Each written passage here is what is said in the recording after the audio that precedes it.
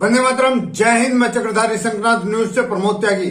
अगर किसी को देश और देश की जनता के हित में सच सुनना पसंद ना हो तो कृपया करके उनके लिए हमारी न्यूज नहीं है। कहते हैं जो दूसरों के घर में आग लगाने की सोचता है सबसे पहले वही आदमी जलता है। ऐसे ही समाजवादी पार्टी के साथ हुआ है।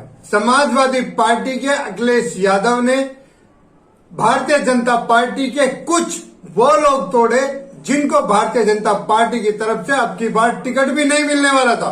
समाजवादी पार्टी का दुर्भाग्य देखो कि समाजवादी पार्टी के घर की बहू भारतीय जनता पार्टी में शामिल होने जा रही है।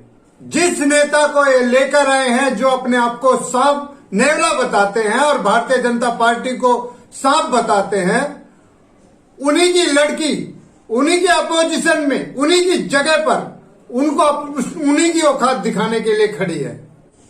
उत्तर प्रदेश की राजनीति आज की डेट में इतनी गर्म है कि जिसकी गाथा जितनी गाई जाए उतनी कम है। यही सारी बात जानने के लिए देखते रहिए हमारी न्यूज को लास्ट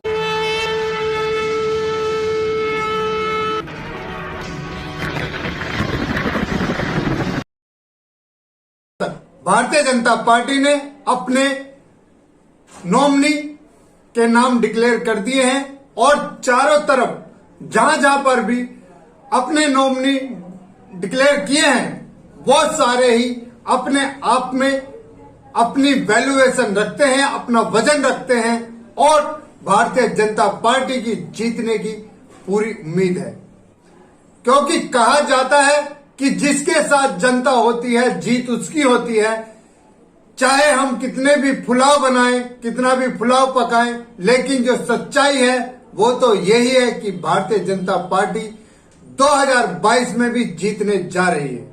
और इसमें सोने पे सुहागा तब हो जाता है जब अखिलेश के ही परिवार से अखिलेश के भाई की पत्नी भारतीय जनता पार्टी में अर्पणा यादव भारतीय जनता पार्टी में शामिल हो जाती है। और उधर ये जिस कैंडिडेट को भारतीय जनता पार्टी से तोड़कर लाए थे, जो अपने आप को नेवला बता रहा है और 5 साल मलाई खाने के बाद भारतीय जनता पार्टी को सांप बता रहा है और कह रहा है कि उत्तर प्रदेश से नामो निशान मिटा दूंगा, उसी का मुकाबला उसी की लड़की के साथ होगा और वो भारतीय जनता पार्टी में ही है। हालांकि राजनीति में ऐसा चलता है कि बेटा कहीं किसी दूसरी पार्टी में, बहू किसी दूसरी पार्टी में, बेटी किसी दूसरी पार्टी में, पिता किसी दूसरी पार्टी में, लेकिन जो जाने वाला भारतीय जनता पार्टी से है उसको इस तरह की ओछी राजनीति के प्रवचन नहीं करने चाहिए थे। अपने आप को नेवला और भारतीय जनता पार्टी को सांप नहीं बताना चाहिए था।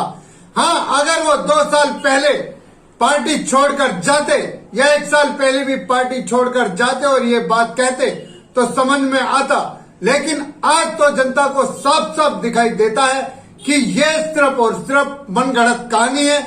और अखिलेश मियां ने कितने में उनको खरीदा है ये तो उनका दीन ईमान जाने, लेकिन ये खरीदी बिक्री की जो पॉलिटिक्स में चलती है, खरीदी बिक्री, वो ही एक राजनीति है जिस कारण से वो भारतीय जनता पार्टी को छोड़कर अखिलेश की पार्टी में शामिल हुए।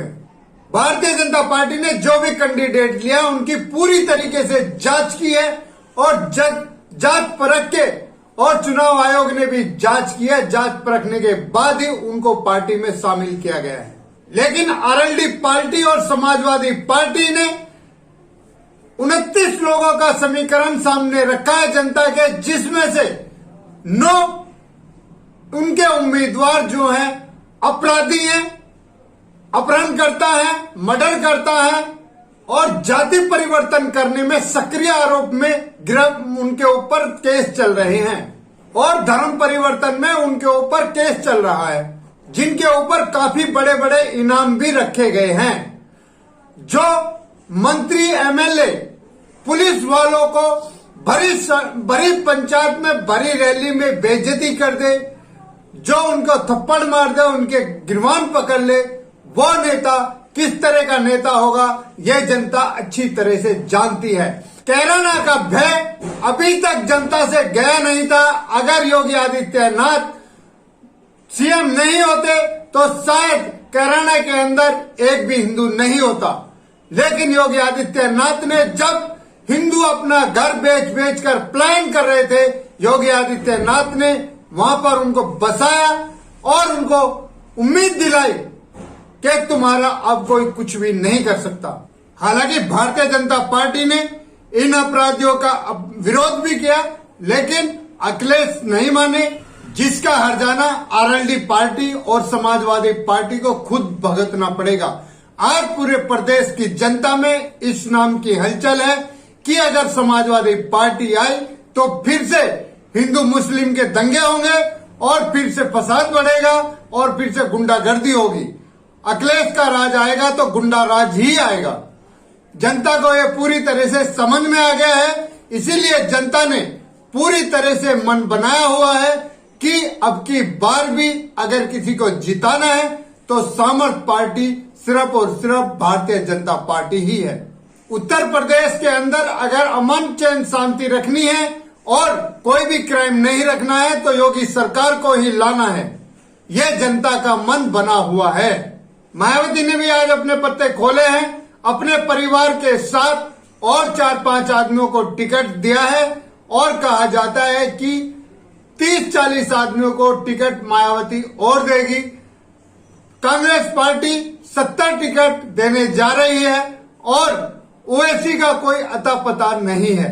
हाँ, समाजवादी पार्टी ने छोटे छोटे दल बनाकर जो भारतीय जनता पार्टी वाली रणनीति अपनाई थी कि जिस तरह से भारतीय जनता पार्टी पिछली बार छोटे छोटे दल को एक साथ करके जीती थी, आज वही रणनीति समाजवादी पार्टी ने बनाई है। लेकिन समाजवादी पार्टी इन दलों को बनाकर भी कामयाब नहीं होती दिखाई दे रही।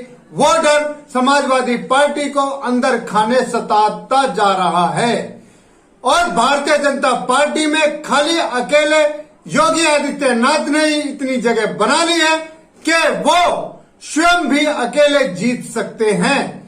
लेकिन फिर भी मोदी का नाम और योगी का काम देखकर जनता उन्हें ही वोट देगी। इसी के साथ देश की सच्चाई के लिए, देश के लिए जीना, देश के लिए मरना। अगर आपको हमारी वीडियो अच्छी लगी हो तो लाइक करें, शेयर करें, कमेंट करें, सब्सक्राइब करें, बेल आइकन जरूर दबाएं।